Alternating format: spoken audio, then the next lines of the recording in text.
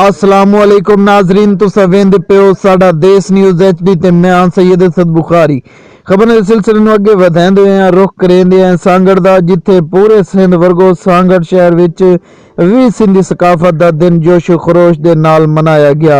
मजीद उत्थे मौजूद ने जानदे हैं अपने नुमाइंदे राणा सकलैंदा तू।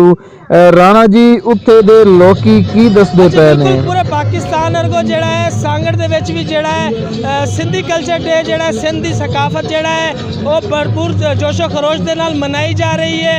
मैं इस वक्त मौजूद हाँ सांगड़ प्रेस क्लब के सामने, जिथे लोगों ने जेड़ा ना रैलियां कटिया ने और लोग इत्थे जमा भी होए ने। तुसी मेरे पिछे जेड़ा ना रश भी देख सकते हो। सिंधी टोपी अजरक जेड़ा ना लोगों ने खुशियां दे पाई हुई ने। उस तो बाद जेड़ा है अपने घरों दे विच भी अज दा दिन जेड़ा नवे सूट ईद वर्गो जेड़ा ना अज दा दिन मनाउंदे ने। मेरे नाल एक सिंधी भाई मौजूद ने और ना गल करांगे पंजाबी दे विच ओ की आखदे ने इस दिन दे हवाले जी। सही की आखोगे तुसी? सर जी, पहला तो मैं तुहानू मुबारकबाद देना वा ते खिराज तहसीन पेश करदा वां। तुसी अज जेड़ा इत्थे कवरेज देण लगे हो तुहाडा चैनल जेड़ा वा ओहदे तवस्सुर या फिर तुसी जेड़ी इत्थे मेहनत करन दे हो। अज एक बड़ा एजाज़ है साढ़े वास्ते कि अज इत्थे जिन्नियां भी ज़ातां ने जिन्ने भी लोग ने इत्थे सारे दे सारे अज अलहमदुलिल्लाह सारे इकट्ठे ने।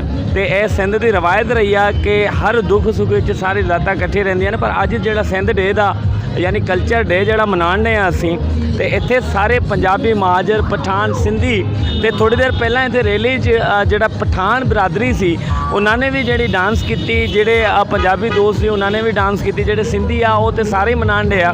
ते कहण दा मतलब यह है कि अज सारे एक ने ते एक पाकिस्तान का झंडा, दूजा सिंध का नारा ते सिंध की सकाफत नूं उजागर करन डे आ सारे।